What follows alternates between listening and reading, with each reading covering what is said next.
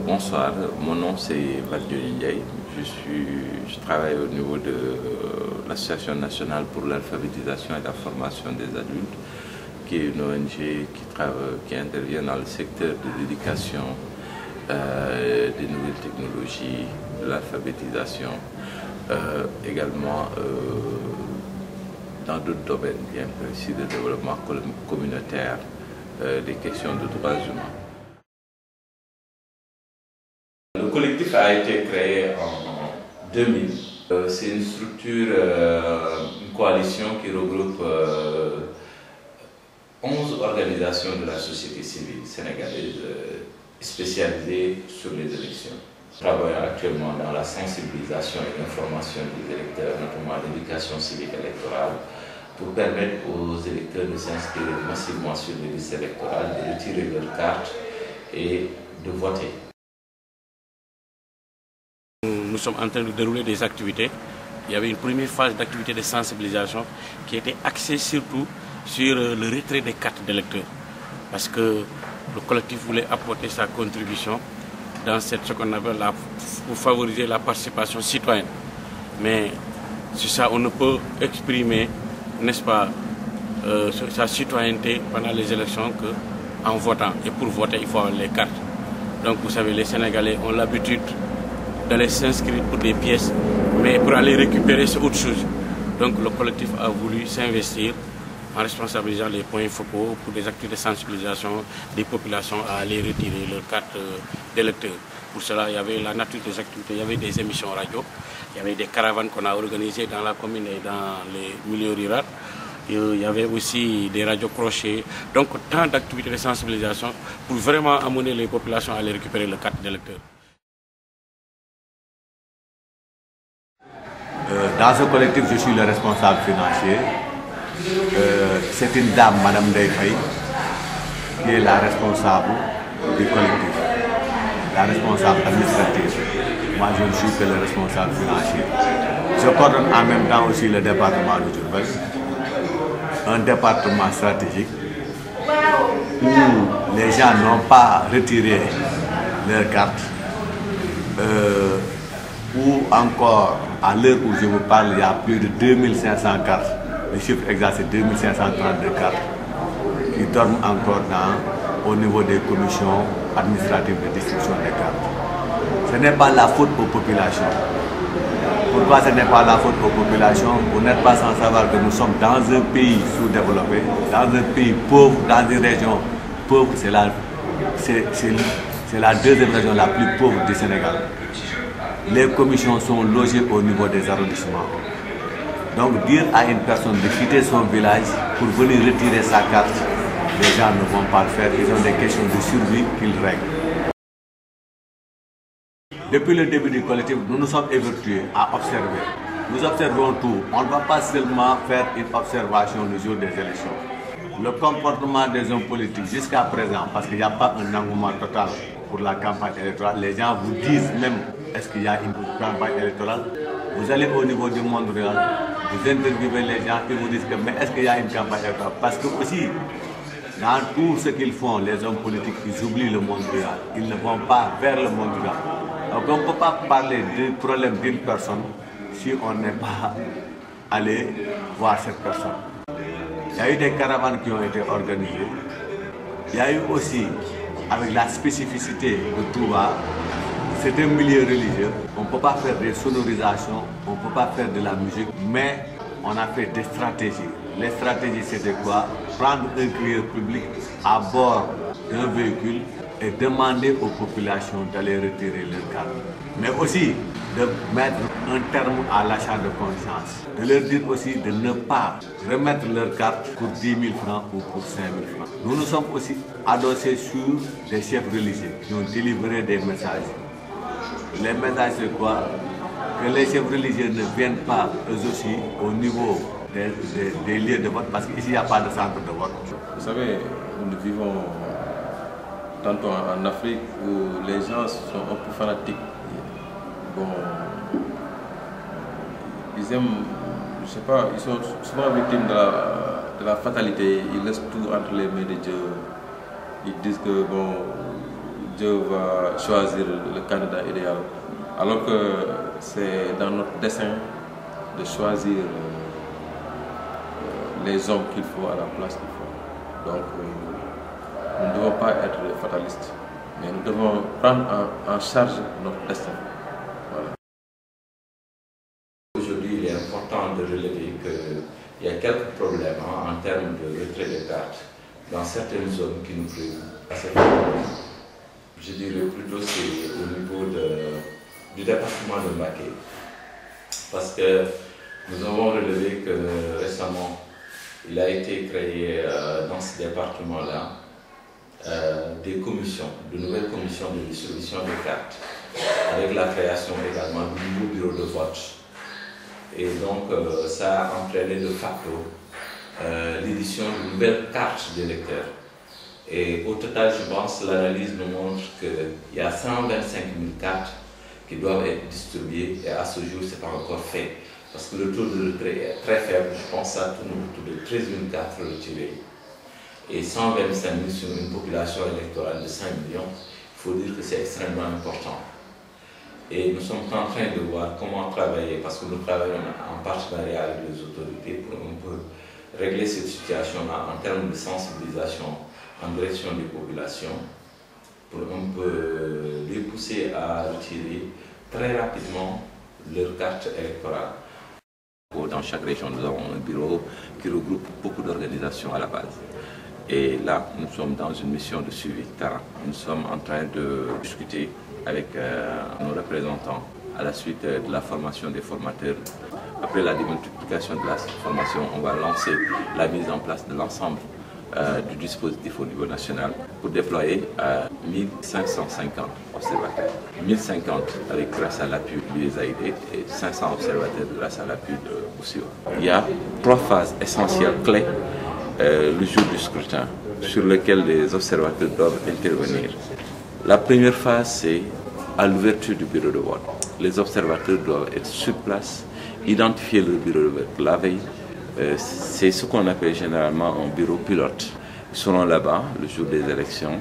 À l'ouverture, ils sont là. C'est pour un peu observer est-ce que le bureau est doté de matériel, est-ce que le bureau est ouvert à temps, est-ce que également les bulletins des candidats sont sur place à nombre égal également. Est-ce que tous les membres du bureau sont présents? Est-ce que le bureau est ouvert à l'heure? Et là, ils doivent mentionner cela sur la fiche d'observation. Après cette phase, ils vont peut-être sillonner d'autres bureaux à différents endroits et d'autres centres de vote. Et vraiment essayer de recueillir le maximum d'informations sur la base toujours des éléments que j'ai énumérés tout à l'heure. Là, nous venons d'entrer dans la région de Kaffrine, où nous nous rendons comme ça à Koungheul, où nous devons rencontrer le point focal de la région avec son staff pour faire exactement le même travail qu'on était en train de faire à Tamba, c'est-à-dire la mise en place du dispositif au niveau de la région de Kaffrine, notamment les 4 départements que sont Koungheul, Kaffrine, Birkelane et Malem Hodar. Je m'appelle Alpha. Je suis formateur. C'est moi qui étais parti à Dakar pour la formation des observateurs pour les élections de 2012, les élections présidentielles de 2012. On nous a formés à Dakar et je suis revenu comme formateur. J'ai pu former là à Koungheul 25 observateurs sur l'observateur pour les élections de 2012. Oui, on m'a choisi comme formateur puisque je fais partie de l'organisation ANAFA et je peux dire que je suis apolitique. J'ai aussi le niveau, vraiment ils ont confiance en moi. On croit que vraiment il y aura un peu de problèmes, ça même c'est sûr. On ne peut pas éviter les problèmes dans certaines zones. Même au niveau de Koungheul, il y a un bureau de vote vraiment que les gens peuvent. Parce que chaque année que face des élections, ce bureau-là, il y aura des difficultés. Dans ces bureaux-là, les leaders politiques les autorités, les personnes ressources, on les a mis dans ces bureaux-là. Dire que ce bureau-là, on dit que celui qui gagne dans ce bureau-là, au niveau de la commune de Koungheul, il a battu. C'est pourquoi on dit que dans ces bureaux-là, vraiment, il y a de n'importe quoi. Sinon, si on n'a pas suffisamment la sécurité, là, c'est sûr qu'il y aura beaucoup de problèmes. Nous allons maintenant vous affecter sans casquette, sans t-shirt, sans gilet, n'est-ce pas? Plus le sac avec les accessoires nécessaires, c'est-à-dire bloc-notes BIC, guide de l'observateur, code de conduite, on prend la lettre d'accréditation, le badge, le code électoral. Si on ne parvient pas à avoir ça en truc, on l'imprime, on le met dans les sacs, parce qu'il y aura le sac également. Maintenant, comme 4 départements, Kaffrine, le Fayat, dans le département Bounek, il y a un superviseur. Il y a un superviseur. Jour élection, veille élection, jour élection, et le lendemain, moi j'ai géré observateurs dans ce département. Les observateurs, dañu ko jox auto luel auto jour élection yi ba nga xamné ci ngol si dina mëna def le tour des observateurs récupérer fichier def ben rapport jox ko coordination régionale bi bu ko joxé coordination régionale bi les coordination régionale bi jël ko jëlé envoyé ko par mail au niveau national. Comprendre un peu, je vais expliquer. Voilà, donc ils auront chacun un véhicule dans chaque département avec chauffeur pour faire le travail nécessaire de coordination.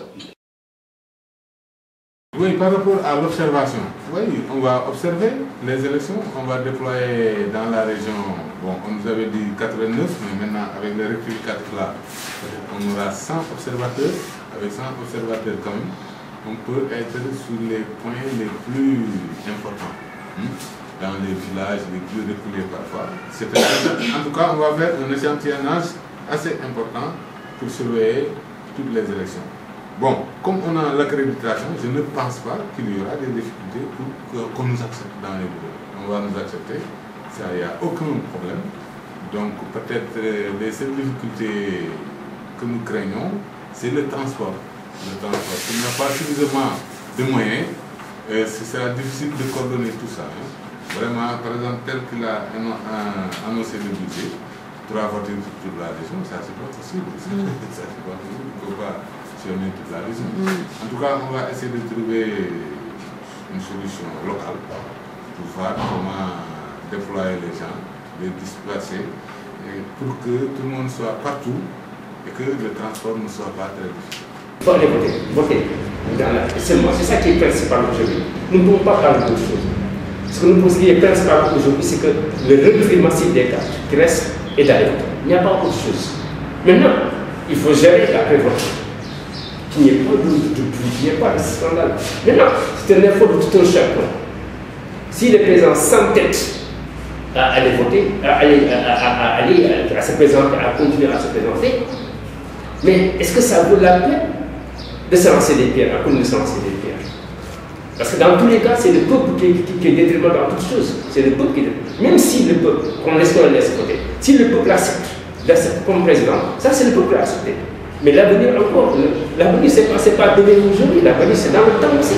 Dans tous les cas, les gens vont faire du bilan de cette élection. Deuxième point, nous travaillons également, la deuxième composante, nous travaillons sur la médiation politique entre les différents acteurs politiques. Et sur cette composante, nous avons tenté cette fois-ci de délocaliser ça au niveau de la base. C'est-à-dire dans chaque région, nous ciblons les représentants des partis politiques pour essayer un peu de détendre l'atmosphère, de réfléchir sur le cadre programmatique pour que ça soit un dialogue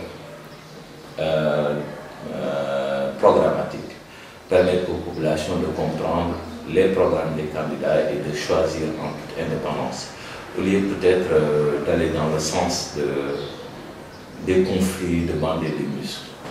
Maintenant, la troisième composante, c'est la composante monitoring de la violence électorale. Il est bon de préciser que le programme du collectif intervient dans un contexte particulier. C'est un processus qui est marqué par beaucoup de tensions et de débats. Il y a le débat sur la candidature du président et la conséquence de ces débats-là, c'est avec le mouvement du M23 qui conteste vigoureusement la candidature du président. En dehors de ça, il faut relever également que cette élection est l'une des élections les plus observées de l'histoire du Sénégal. Parce que aussi, si on approfondit l'analyse, on se rend compte que pratiquement il y a toute une classe politique qui, avec cette élection, doit passer la main. Parce que vous savez qu'au Sénégal, pratiquement tous les candidats, la majorité des candidats ont plus de 60 ans. Et aujourd'hui, c'est la dernière tentative pour avoir un mandat présidentiel. Ceci contribue aussi à attiser les tensions, à rendre très passionnels les débats. Je pense que le pays ne risque pas de basculer dans la violence. Parce que le Sénégal est un pays de paix. Et je sais que tous les acteurs ont besoin de cette paix et que vraiment on ne va pas verser dans la violence. Bon, j'espère que les élections vont se dérouler dans la transparence et que vraiment après les élections aussi, je pense qu'il n'y aura pas de problème. C'est ce que j'espère en tout cas. Il ne peut pas ne pas y avoir de deuxième tour. Ce n'est pas possible. Cela n'a jamais eu lieu ici et ça n'aura jamais lieu. Nous ne sommes pas ici au temps du parti unique où les gens votent à 90%, passent à 90%. Mais quand nous avons en face de nous des gens déjà qui avancent des chiffres, un président qui dit je serai élu au premier tour à 53%, où a-t-il pris ce chiffre, ce taux d'élection? Quand son porte-parole dit, le porte-parole de la présidence, nous sommes organisés pour qu'il n'y ait pas de deuxième tour. Et ça, c'est dit dans un journal qui est pro-gouvernemental. Où a-t-il pris où ont-ils pris ces dispositions? C'est par rapport à quoi? Ça veut dire que déjà les dés sont pipés au départ. Nous avons vu dans les reportages, grâce à Walf TV, tout ce qui se passe à l'intérieur du pays. On a pillé des permanences et on va y trouver des cartes d'électeurs. Qu'est-ce que les cartes d'électeurs font dans des permanences? Quel est le coup fourré qu'ils sont en train de monter? Ça veut dire que, en réalité, ceux de l'autre côté se savent déjà perdre. Dans le calme, je doute fort. Je doute fort que les choses se passent dans le calme. Parce que là, les gens sont décidés, les jeunes sont décidés, en tout cas, à contrer le président de la République qui n'a pas le droit de se représenter, qui l'a fait malgré tout. Ils sont décidés. Je pense que les choses vont aller de mal en pire. On parle de démocratie, mais c'est facile à dire, mais à faire. La démocratie, s'il y avait démocratie, bon, avec tout ce qu'on a vu, on ne serait pas arrivé à 1 mort, 2 morts, 3 morts, 6 morts, jusqu'à 10 morts. Non. À 1, on serait arrêté. Je m'adresse surtout aux personnes qui ne se sont pas déplacées. J'en ai parlé avec quelques-uns de mes proches. Ils disent qu'ils sont dégoûtés, qu'ils ne veulent pas exprimer leur voix. Moi, par rapport à ça, franchement, je ne sais pas quoi dire parce que avoir une voix et ne pas pouvoir l'exprimer, c'est incroyable, c'est incompréhensible. Je me déplace, je vote, même si c'est un vote blanc, c'est quand même important de dire que oui, j'ai un mot à dire. Je ne suis pas pour ceux qui sont là, mais je m'exprime quand même, dire que le système qui est là ne me correspond pas, je ne m'y identifie pas, donc il va falloir changer.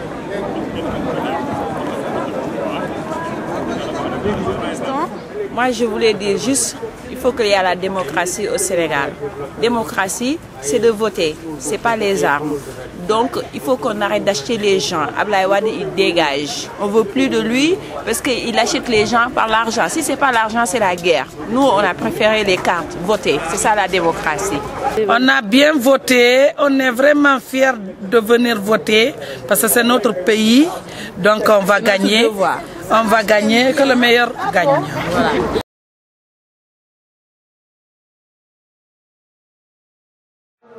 Les priorités pour le nouveau président qui sera élu pour gérer ce pays, c'est d'abord l'éducation. De nos jours, on voit qu'il y a beaucoup de problèmes liés à l'éducation. Les enseignants sont tout le temps en mouvement, de même que les élèves. Donc, je crois que sans éducation, un pays ne peut pas se développer. Donc le président qui sera élu doit faire de l'éducation sa priorité. Et après l'éducation aussi, le travail pour la jeunesse aussi. Parce qu'il y a plein de jeunes qui sont diplômés et qui n'ont pas de travail. Donc je crois que ça aussi, c'est un défi à relever. À part ça aussi, il y a la santé. Parce que sans la santé aussi, on ne peut pas travailler. Donc la santé est primordiale aussi. Le monde rural aussi, c'est un problème. Les paysans donc, qui constituent la majeure partie donc, de la population, il doit les aider à subventionner les récoltes et aussi à leur donner de bonnes semences pour qu'ils puissent avoir de bonnes récoltes. Surtout l'éducation. L'éducation et la santé. La santé, les femmes sont fatiguées, on parle de la santé, mais si vous n'avez pas des sous là-bas, vous êtes mort. Hein? Les républicains et les populations, la majorité, elle est analphabète. D'où l'importance d'aller au-delà même de ce que fait le politique. Le rôle de la société civile ici, c'est de conscientiser, d'appuyer, d'aider les populations.